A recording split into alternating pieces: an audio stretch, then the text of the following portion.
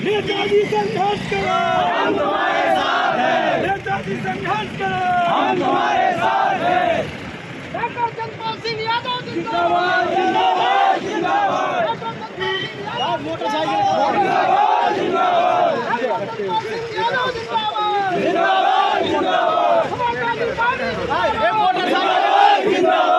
Motorcycle आएंगे, जिंदाबाद, जिंदाबाद। राष्ट्रीय मोटरसाइकिल आएंगे, आगे करो मोटरसाइकिल, चलो सब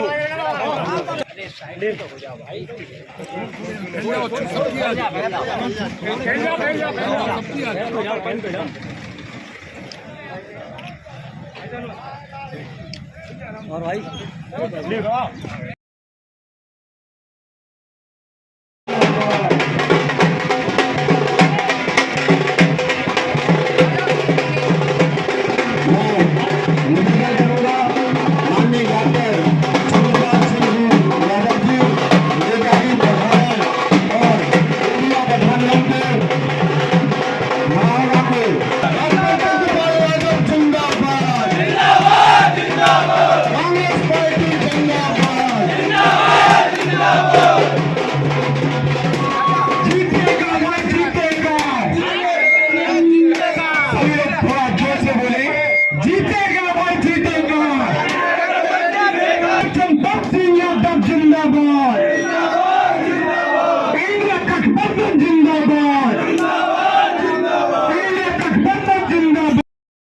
गाना इंडिया गठबंधन के लिए प्रस्तुत करें।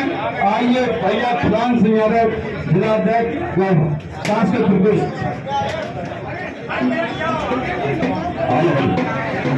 ऐसा की जैसे मलिया गिर चंदन जैसा, ये मलिया गिर चंदन जब माथे पर लगता है तो ठंडक आ जाती है।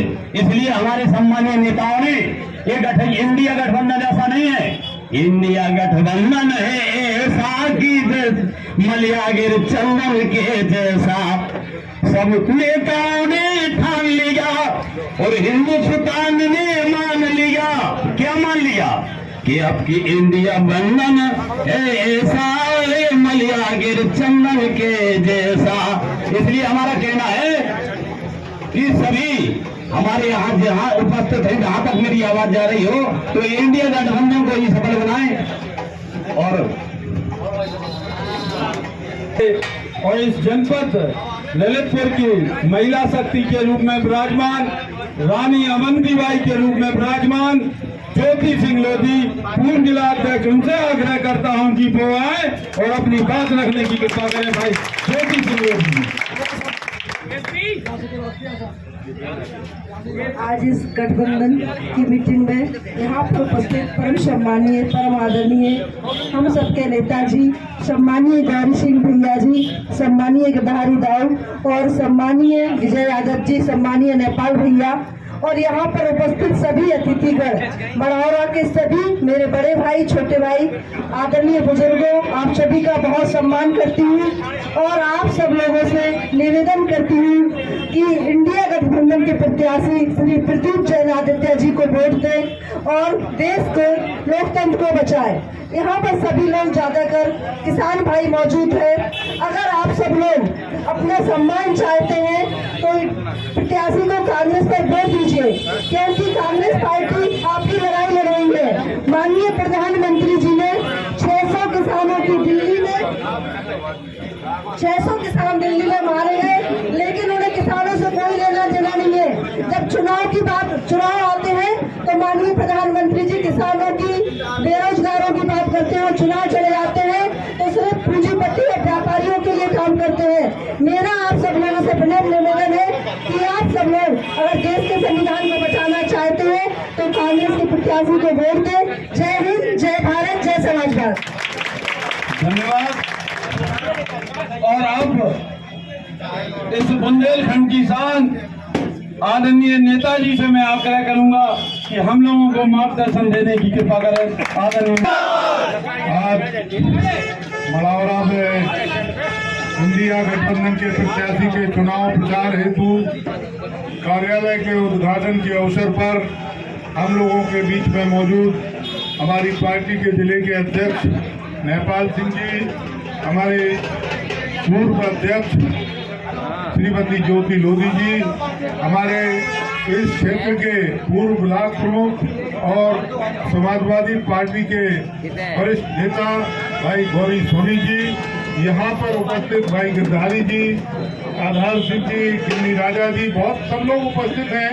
हम नाम लेना चाहते हैं लेकिन सबसे माफी चाहते हुए आज के मौके पर उपस्थित हमारे सभी आदरणीय सम्माननीय बुजुर्ग मित्रों, बहनों और भाइयों, आज हम लोग इंडिया गठबंधन के प्रत्याशी प्रदीप जैन जी, उनके लिए कार्यालय का उद्घाटन करने के लिए आए हैं और आज इस कार्यालय का उद्घाटन हुआ है और 20 तारीख तक इसी कार्यालय के माध्यम से चुनाव प्रचार का काम शुरू होगा, क्योंकि आज बहुत जरूरी है, बहुत आवश्यक है कि मौजूदा सत्ता में बैठे लोगों को सत्ता से हटाने का, क्योंकि आज जो लोग सत्ता में हैं उन लोगों ने इस देश की जनता को गुमराह किया है, इस यहाँ के लोगों को धोखा देने का काम किया है, किसानों को गुमराह करने का काम किया है।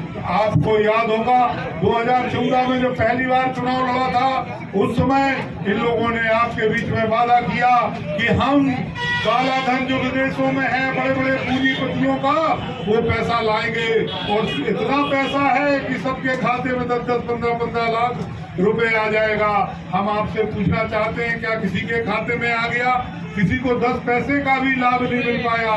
कहा गया बेरोजगारों को 2 करोड़ प्रति वर्ष नौकरी देंगे। मित्रों, आज आप देख रहे हैं बेरोजगारों की फौज घूम रही है, उनके हाथों को कोई काम नहीं है, नौकरियां समाप्त कर दी गई। पसीने की कमाई को लेकर के पैसा देते हैं और पता लगा कि वो माफिया लोग पर्चा आउट कर देते हैं।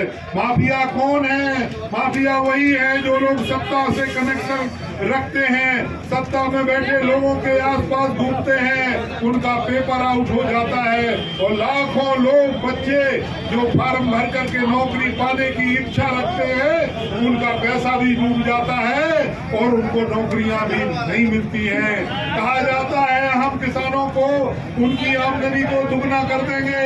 यहाँ बहुत अच्छा किसानी का क्षेत्र है, यहाँ का किसान बहुत मेहनत के साथ खेती करता है। हम उन किसान भाइयों से पूछना चाहते हैं, क्या उनकी किसानों की आमदनी कहीं दुगनी हो गई?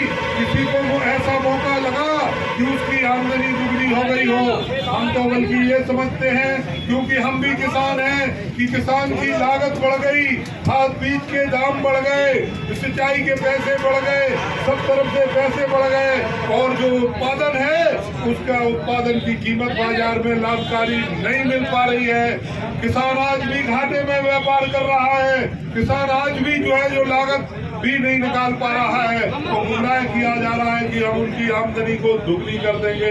कहा जाता कि हम कोई व्यक्ति ऐसा नहीं रहेगा जिसको मकान न मिला हो, हर व्यक्ति को मकान की व्यवस्था कर देंगे। आज भी करोड़ों लोग हिंदुस्तान में ऐसे हैं जिनके पास घर मकान नहीं है, फुटपाथ पर सोते हैं, उनके खाने के लिए नहीं है, उनके रहने के लिए नहीं है। इस सरकार ने पिछले 10 साल में केवल गुमराह करने का काम किया है, इस सरकार ने लोगों की मदद नहीं की है। भ्रष्टाचार दिन प्रतिदिन बढ़ा है, सत्ता के दबाव से पैसा वसूल करने का काम किया गया है। आप पढ़ते होंगे अखबार में, टेलीविजन में देखते हैं कि इलेक्ट्रॉल बॉन्ड के नाम पर लाखों करोड़ों रुपए वसूली की गई है और किससे वसूली की गई है आपको जानकारी होना चाहिए कि जो गौ भक्त कहलाते थे, गाय की सेवा करने का व्रत लेकर के राजनीति में घूम रहे हैं, उन लोगों ने जो गौ मांस का व्यापार करते हैं, गाय को काट करके उनका जो है मांस बेचने का काम करते हैं, ऐसी कंपनियों से भी चुनाव के लिए पैसा लेने का काम किया है। तमाम लोगों से ऐसे लोगों से पैसा लिया है जो दवाएं बेचते हैं, दवाएं बनाते हैं। यहाँ तक कि जो कोरोना के समय जो वैक्सीन बनाई गई और उस वैक्सीन के माध्यम से जो लोगों को लगाई गई वो वैक्सीन सही नहीं थी और वैक्सीन सही ना होने के कारण आपने देखा कि आज तमाम लोगों की मौत भी हो रही है। उनसे पैसा लिया गया। आप वैक्सीन वालों से पैसा लेंगे, गोमांस बेचने वालों से पैसा लेंगे, दलाली करने वालों से पैसा लेंगे और जो लोग अच्छा सरकार चला रहे हैं। हिंदुस्तान के इतिहास में पहली बार है कि ईडी, सीबीआई और इनकम टैक्स के दबाव के कारण, फर्जी मुकदमों के कारण आज हिंदुस्तान के 2 प्रदेशों के मुख्यमंत्री, झारखंड के मुख्यमंत्री और दिल्ली के मुख्यमंत्री अरविंद केजरीवाल जी, इनको जेल में डालने का काम किया गया है केवल दबाव के कारण कि हमें वोट करो, हमें सहयोग करो, हमें पैसा दो, नहीं तो हम जेल भेजने का काम करेंगे। मित्रों, अब समय आ गया है, आपका वोट निर्णय करेगा, आपका वोट ये तय करेगा कि आने वाले समय में क्या होना है। हम आपसे निवेदन करने के लिए आए हैं कि सभी पार्टियां अलग अलग लड़ रही थी, सारे लोगों ने मिलकर के ये तय किया है कि मौजूदा सत्ता में बैठे लोगों को हटाना बहुत जरूरी है। अगर उन लोगों को सत्ता से नहीं हटा पाए तो आने वाले समय में हमारा लोकतंत्र बचेगा कि नहीं बचेगा, हमारा जो है आगे आने वाले समय में चुनाव होंगे कि नहीं होंगे। और दूसरा, संविधान को बदलने की जो साजिश की जा रही है कि संविधान बदल दो, संविधान में जो तमाम अनुसूचित जाति जनजाति के लोगों को, पिछड़े वर्ग के लोगों को आरक्षण दिया गया है, नौकरियों में आरक्षण दिया गया है, उसको समाप्त करने की साजिश की जा रही है। इसलिए साथियों, हम आपसे कहना चाहते हैं कि किसी भी सूरत में अपने वोट को बेकार मत जाने देना। आप अपने वोट के द्वारा सत्ता को बदल देना, ये आपको तय करना है। इस कार्यालय के माध्यम से कल से चुनाव प्रचार होगा, गांव-गांव जा करके, घर-घर जा करके आपको कहना है समाजवादी पार्टी मजबूत पार्टी है, बस चुनाव लड़ना चाहती थी, लेकिन हम लोगों ने इसी बात को लेकर के त्याग कर दिया कि कुछ भी हो, हमें सरकार बदलना है, हमें कुछ भी करना पड़े, कोई भी कुर्बानी देना पड़े, हम सरकार को बदलेंगे।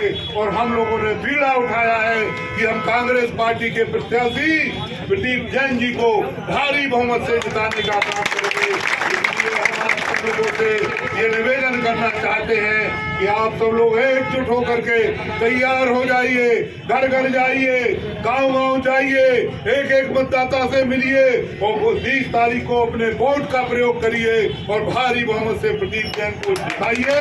यही हमारा निवेदन है। आप सब लोगों को बहुत बहुत धन्यवाद। और आप ये भी अच्छी तरीके से जानते हैं, नहीं छूट गया इसलिए बता रहे हैं कि विकास के काम कब हुए। विकास के काम में माननीय अखिलेश यादव जी की जब सरकार उत्तर प्रदेश में रही तब विकास के काम हुए हैं। आपको पता है